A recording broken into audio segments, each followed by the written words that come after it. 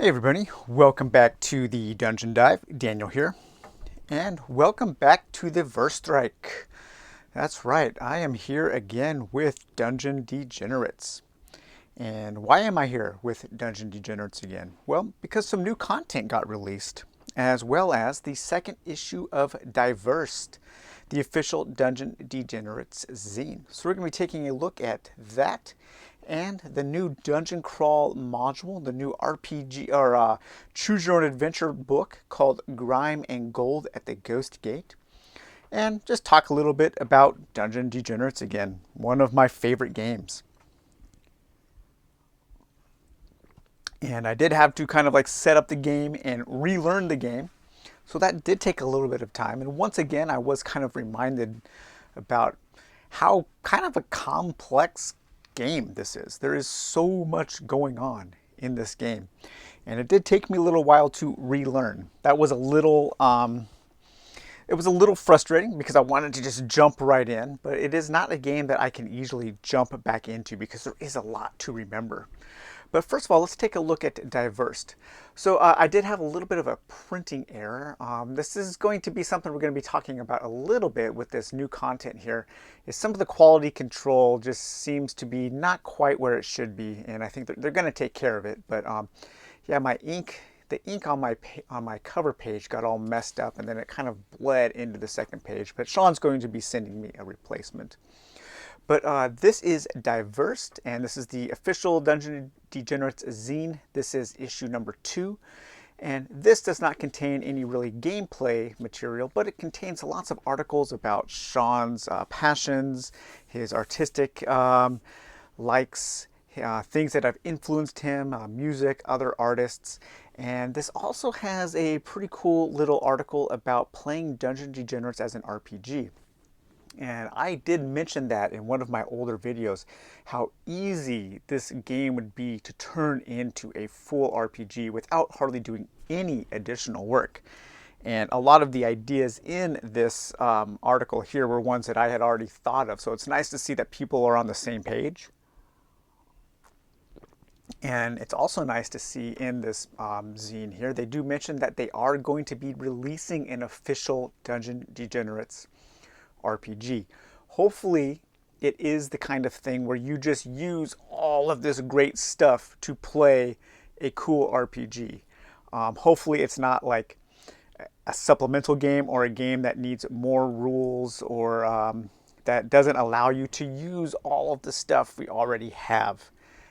That would just be really a neat idea if we could just incorporate everything we have into a new game. But you're going to get a little editorial introduction there, going into some of the new cards. So with this new little module we're going to be taking a look at, and with this issue 2, you do get 2 new cards. So I think this Guttergeist, this new Lowlands monster, it's like a sentient knife and sauce. Knife and sausage. It is a heretic and it is weird. So you do get this creature with this this card with this book here. So that's nice. And then we also get this Scrotling Guard for a wetlands encounter that comes with the dungeon module. So you do get a couple little cards with that. I think that's the first kind of promo cards that they have made, at least as far as I can remember. Then we get a really nice article about Rolf Bakshi and his art and animation and how that influenced Sean. Of course, with things like Fritz the Cat, Heavy Traffic, Coonskin, his wizards, and his very dark and bizarre Lord of the Rings interpretation there. And then we get an awesome article here about how Uriah Heep, the band, influenced Sean. And I love Uriah Heep, especially Demons and Wizards. This album here is fantastic. God, that album is so good. And The Magician's Birthday. Of course, both have covers by Roger Dean, I believe. At least I know Demons and Wizards does. But this album, if you guys have not heard Demons and Wizards and you are into 70s metal at all, definitely check that out. I don't like a lot of Uriah Heep, but I love these 2 albums there.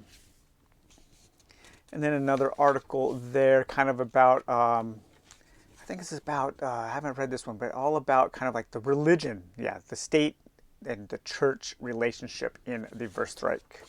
And here we have the article, probably kind of like the main gaming article in this issue is the Role Playing with Dungeon Degenerates by Eric Bouchard. And I'll just read this introduction here. It says, compelling and repellent at the same, like a shiny exotic beetle crawling out of a bloated corpse, the wonderfully bizarre universe of Dungeon Degenerates, Hands of Doom, stirs an irresistible compulsion to experience through role-playing, or more precisely, tabletop role-playing games in today's parlance.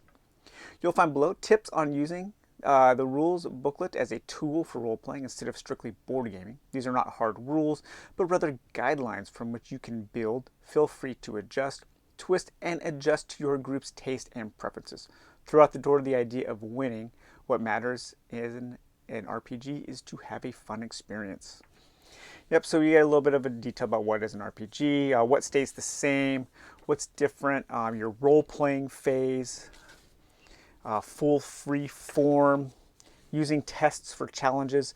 I mean, the game we already have so many cool stats and stuff for the different characters that it is already so easy to turn into an RPG, and you also have a really nice dice system.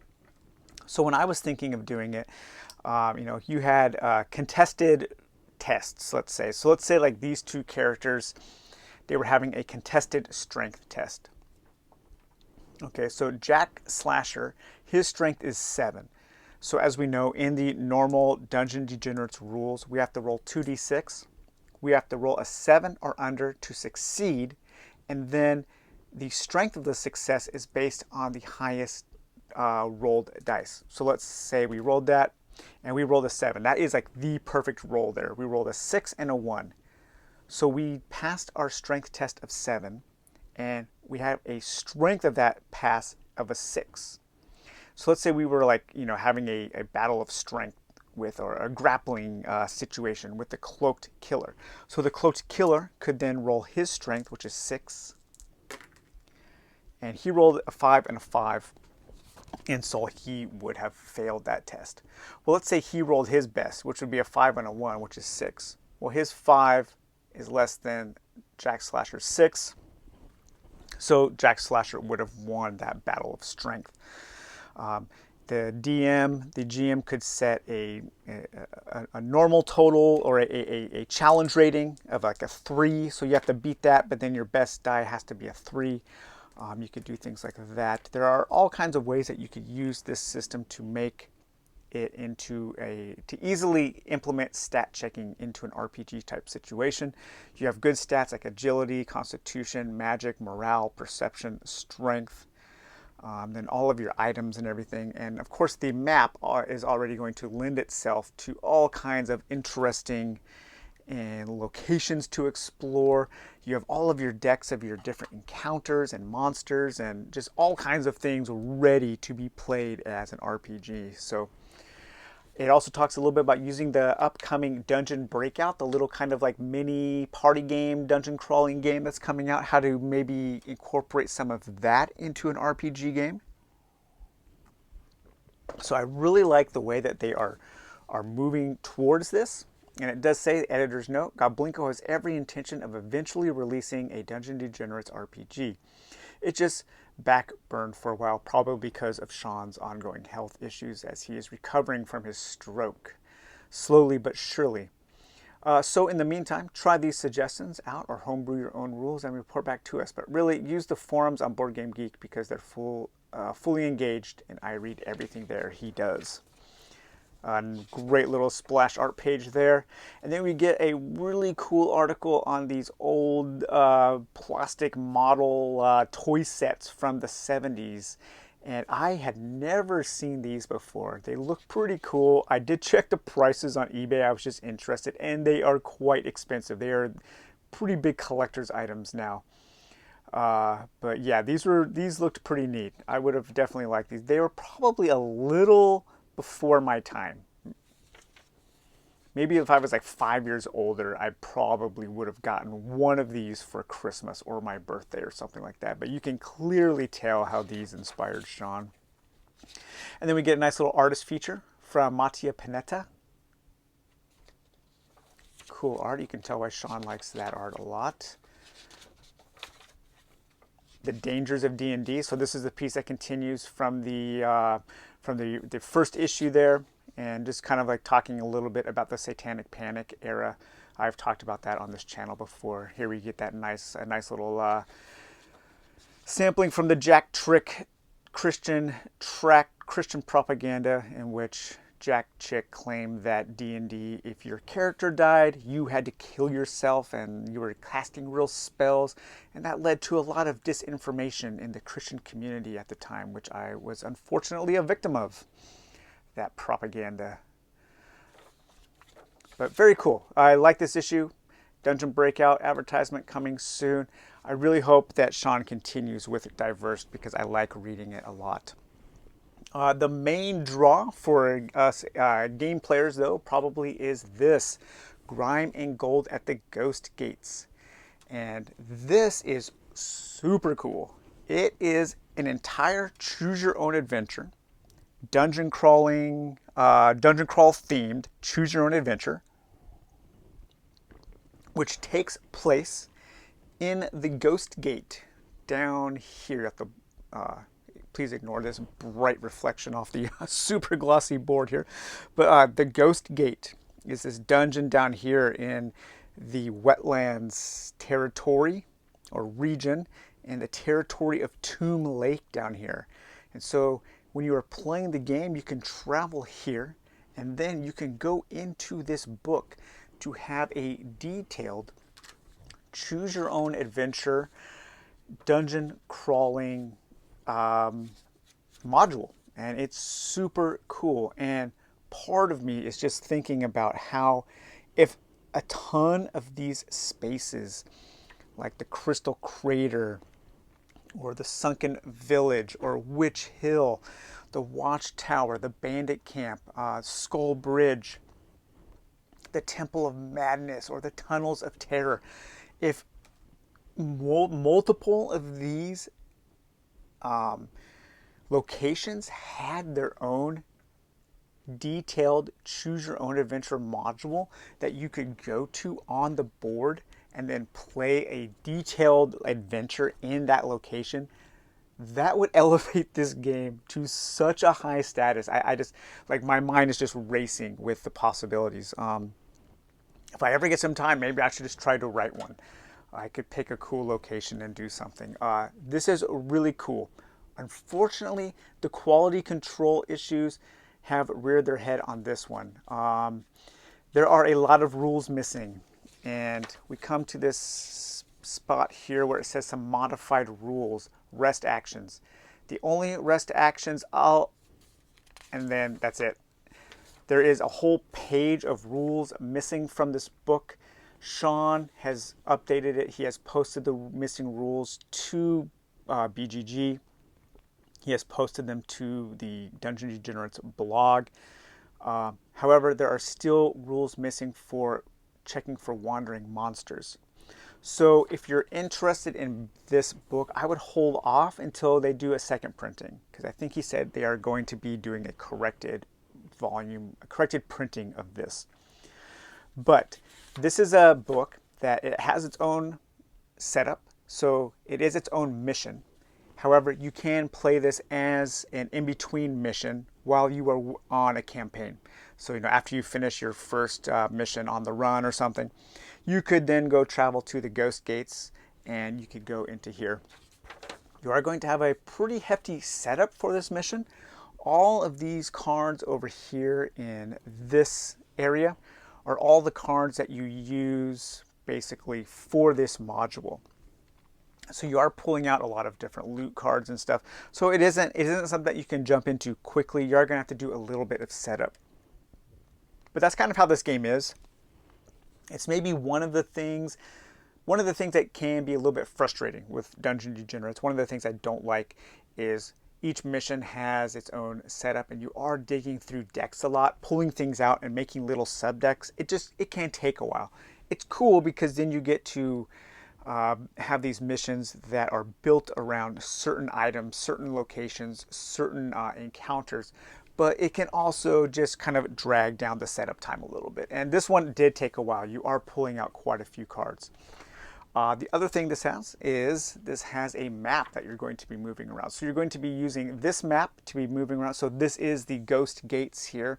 This weird fish body dungeon is located inside the Ghostgates, and you are going in here to battle a evil weed wizard.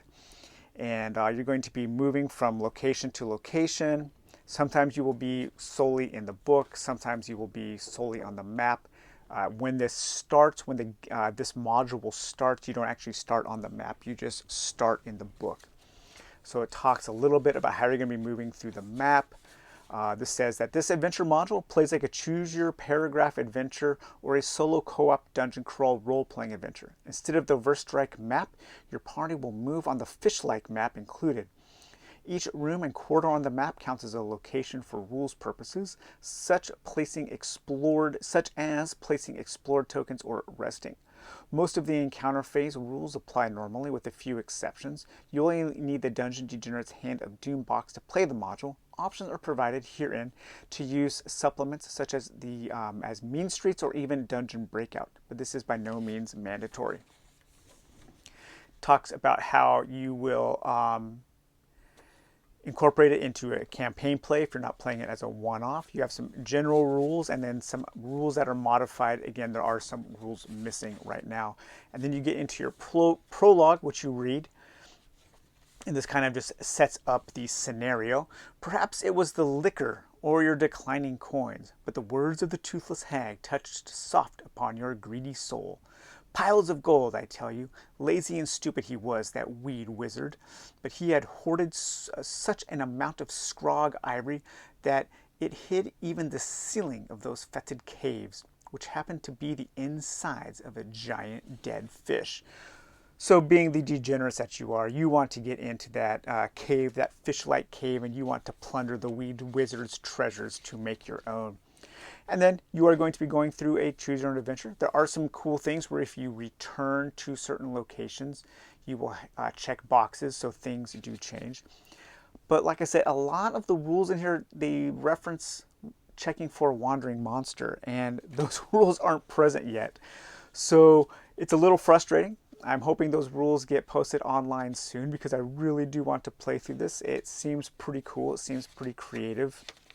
So I was going to just play this, but once I found out that those rules were missing and I had to reread the rules for Dungeon Degenerates just to start to play it, I ended up just setting up a new campaign and starting with that. And I am playing with 2 players here, or 2 adventurers. I am playing with Jack Slasher and the Cloaked Killer, 2 of my favorite heroes in the game. I especially liked the Cloaked Killer. Not because he is particularly strong or anything. I just think he's a really cool character, and I like his theme and his lore and his gear and all that kind of stuff. He did just find this filching familiar, which is pretty cool. This like monkey vermin familiar who can steal stuff for me. But I am just about finished with the on the run mission. I am taking the Soothsayer's Head, of course, over to the stone circle, and then I'm going to continue from there. I did, unfortunately, as some of you know, if you played this game, you can get infected by this fungal parasite, which happened to the Cloaked Killer. So he's having to deal with that. And it's been a really fun adventure. I've had some really dangerous things happen to me. It's been an uphill battle this time. The dice have not been in my favor, and neither have the danger cards. So things have been getting quite dangerous and quite deadly quickly. I've had some very brutal combats, but it's been a lot of fun. Right now I am dealing with this foul weather. The gloomy clouds above release an endless downpour of pummeling and an endless downpour and pummeling gusts of wind make travel by boat impossible.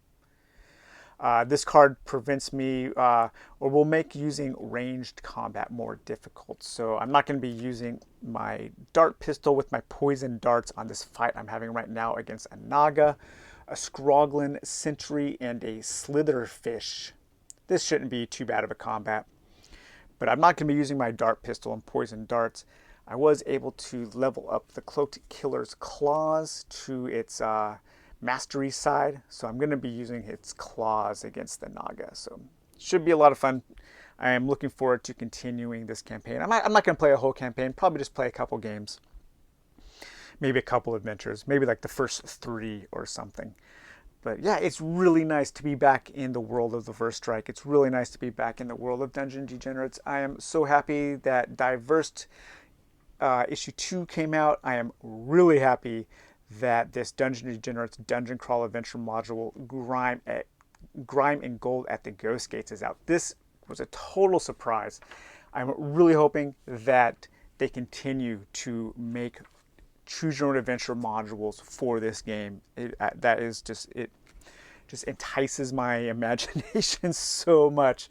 I'm just thinking about, oh man, all of the different possibilities that we could have with these little modules. What a great idea. What a great and inexpensive way to make an expansion. So cool. I just hope that maybe the quality control for supplemental materials for things in the future is a little tighter. So, all right, guys. Well, I hope you enjoyed this brief look, this brief return to Dungeon Degenerates, and I hope you enjoyed the video. We will talk to you later. Bye-bye.